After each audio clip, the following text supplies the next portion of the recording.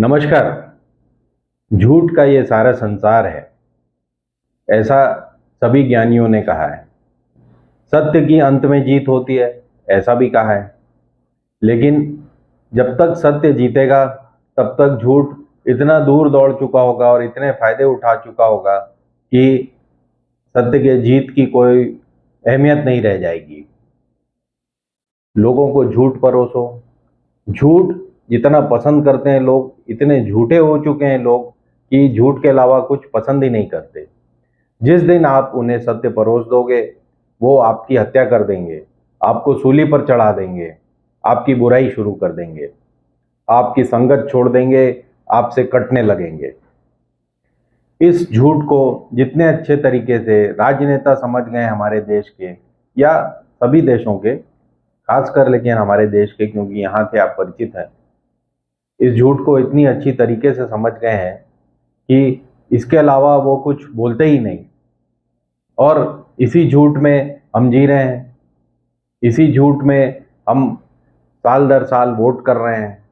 हर बार हम उनके वादों, इरादों और जितने भी वो मैनिफेस्टो और ये वो लेके आते हैं, उनको हम सच मान लेते हैं।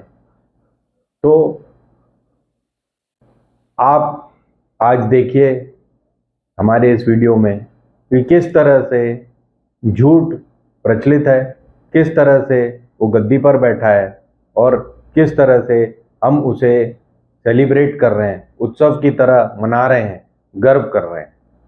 देखिए, मैं जिस दिन हिंदू मुसलमान करूंगा ना, उस दिन मैं सार्वजनिक जीवन में रहने योग्य नहीं रहूंगा और मैं हिंदू मुसलमान नहीं करूंगा।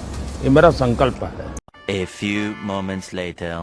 कांग्रेस उस समय चाहती थी कि देश के सारे बजट का 15% सिर्फ मुसलमानों पर खर्च हो। झूठ बोलो।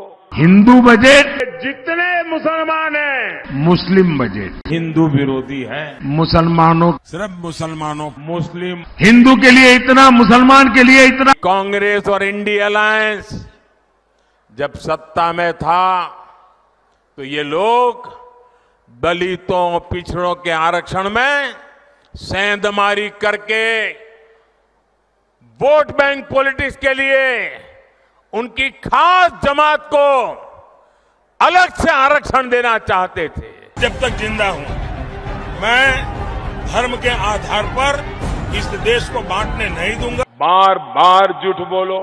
10 सीट दे दीजिए, हम तेलंगाना को देश का नंबर 1 राज्य बनाएंगे। नंबर 1 राज्य। उड़ीसा को हम नंबर 1 बना देंगे। कर्नाटका को पूरे देश का नंबर 1 राज्य बनाने का लिए हमने तय किया है।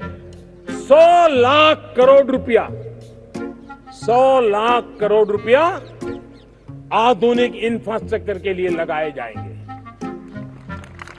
जिसे रोजगार भी मिलेगा, जीवन में भी एक नई व्यवस्थाएं विकसित होगी जो आवश्यकताओं की पूर्ति करेगी।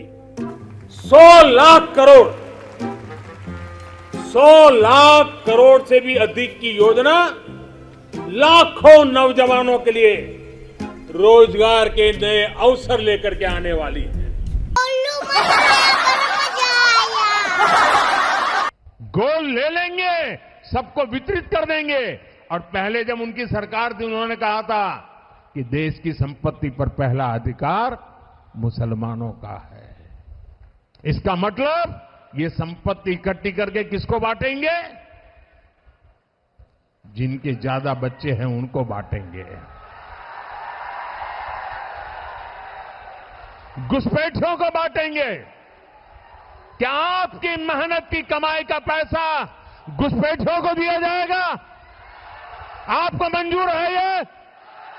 ये कांग्रेस का मैनिफेस्टो कह रहा है कि वो माताओं बहनों का सोने का हिसाब करेंगे, उसकी जड़ती करेंगे, जानकारी लेंगे और फिर उस संपत्ति को बांट देंगे।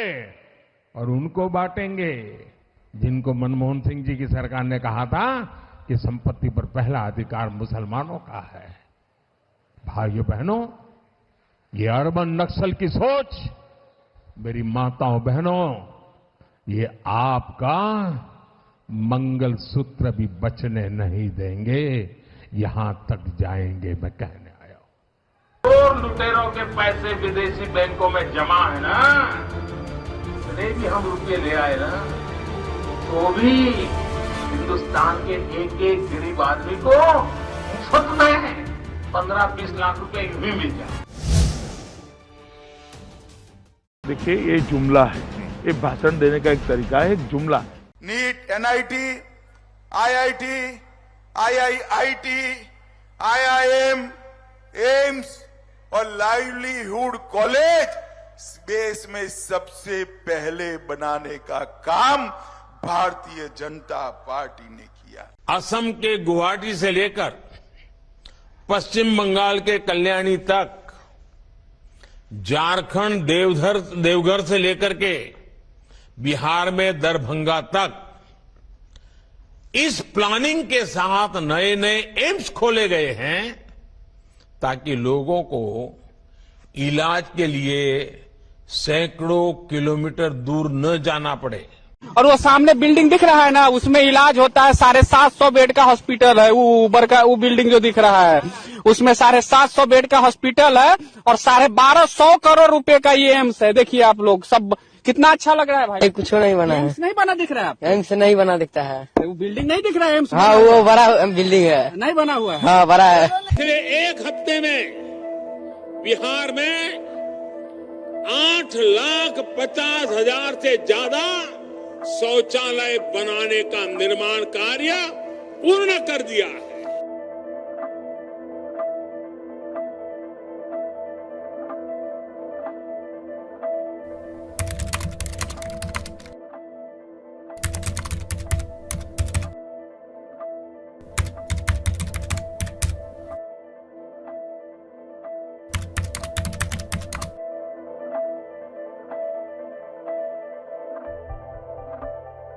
भारत के पूर्व प्रधानमंत्री मनमोहन सिंह जी तो कहा करते थे कि देश के संसाधनों पर पहला हक माइनॉरिटी का है, अल्पसंख्यकों का है, और उसमें भी मुसलमानों का है। believe our collective priorities are clear. Agriculture, irrigation and water resources, health, education, critical investment in rural infrastructure and the essential public investment needs of general infrastructure, along with programs for the uplift of scheduled castes, scheduled tribes, other backward classes, minorities and women and children.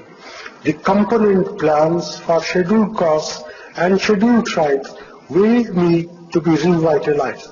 We will have to devise innovative plans to ensure that minorities, particularly the Muslim minority, are empowered to share equitably in the fruits of development.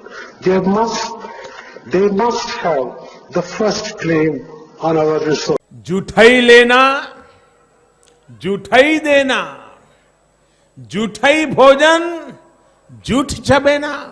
Arnab, I have made it very clear and I am again making it very clear on your channel, on your program today.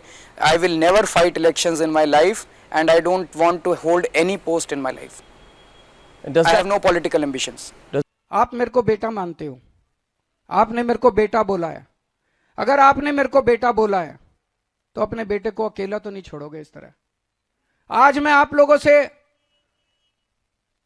निवेदन कर रहा हूं, appeal कर रहा हूं कि अपने बेटे को मजबूत करो। ना तो मैं लाल बत्ती लूंगा, ना मैं कोई बड़ा बंगला लूंगा, और ना मैं सिक्योरिटी लूंगा। झूठा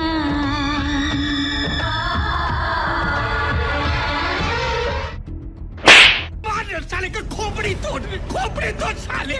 और बच्चों की कसम है, ना बीजेपी से गठबंधन करेंगे ना कांग्रेस से गठबंधन करेंगे। हम कोई गठबंधन की सरकार बनाने नहीं जा रहे, हम सीधे भ्रष्टाचार को खत्म करने के लिए जा रहे हैं। और बीजेपी और कांग्रेस के साथ गठबंधन करके आप भ्रष्टाचार दूर नहीं कर सकते। ठाकरे साहब, पवार साहब और महाराष्ट्र कांग्रेस के नेताओं को बहुत बहुत बधाई और शुक्रिया अदा करना चाहता हूं इतनी शानदार 2 दिन की मीटिंग ऑर्गेनाइज करने के लिए। ये जो इंडिया अलायंस है, ये अलायंस कुछ चंद 26, 27, 28 केवल पार्टियों का अलायंस नहीं है। और अगर आप सरकार बनाने की स्थिति में नहीं हुए तो ऑपोजिशन में बैठेंगे। बिल्कुल बैठेंगे। लेकिन आप जोड़ तोड़ की सरकार में नहीं शामिल होंगे? नहीं, बिल्कुल नहीं होंगे। ये क्लियर है? ये क्लियर है। अगर हो जाए ना तो ये टीवी वाला प्रोग्राम दिखा। संसद में मेरे को 7 MP दे दो जो इंडिया गठबंधन के हैं, 7 MP दे दो। ये 7 MP मेरे 7 बड़े बड़े हाथ बन के काम करेंगे। मजीठिया साहब, हम आपके इन पर्चों से डरने वाले नहीं है। 1 महीने के अंदर नशे की सप्लाई बंद करेंगे और मजीठिया को जेल भेजेंगे। मजीठिया में हिम्मत है, 6 महीने में मेरे को गिरफ्तार कर ले, और नहीं तो 6 महीने के बाद मैं मजीठिया को गिरफ्तार। मैंने पहले कई बार आपके ड्रग सप्लाई में शामिल होने के आरोप लगाए, लेकिन मुझे पता चला है कि ये आरोप बेबुनियाद हैं। मैं आपके खिलाफ दिए सभी बयान और आरोप वापस लेता हूं और इसके लिए मुझे खेद भी है। मेरी गुजारिश है कि कोर्ट में चल रहा केस वापस ले लिया जाए। मेरी नानी हुआ करती थी, अब तो नहीं है। वो भगवान राम की बहुत बड़ी भक्त थी, ज्यादा पढ़ी लिखी नहीं थी। जब बाबरी मस्जिद का ध्वंस हुआ तो मैंने नानी से पूछा, नानी अब तो आप बड़े खुश हो गए, अब तो आपके भगवान राम का मंदिर बनेगा? कहती है ना बेटा, मेरा राम किसी की मस्जिद तोड़ के ऐसे मंदिर में नहीं बस सकता। Jawaharlal Nehru ji steel authority of India की जगह मंदिर बना देते तो क्या इस देश का विकास हो सकता था? मंदिर और मस्जिद के भुलावे में रह गए, ये देश 15वीं सदी के अंदर पहुंच जाएगा। आज मुझे सौभाग्य प्राप्त हुआ राम जन्मभूमि में श्री रामचंद्र जी के दर्शन करने का।